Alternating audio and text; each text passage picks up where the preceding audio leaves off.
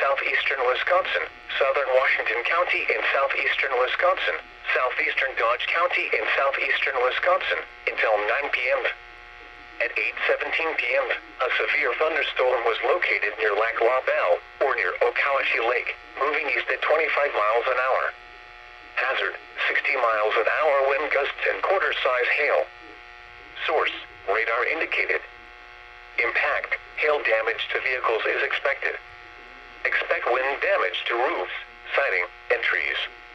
Locations impacted include Waukesha, New Berlin, Brookfield, Menominee Falls, Muskego, Hartford, Pewaukee, Sussex, Heartland, Delafield, Jackson, Elm Grove, Wales, Okauchee Lake, Oconomowoc, Merton, Dousman, North Prairie, Butler, and Lannon.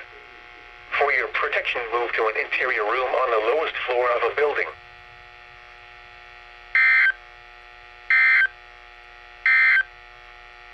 A severe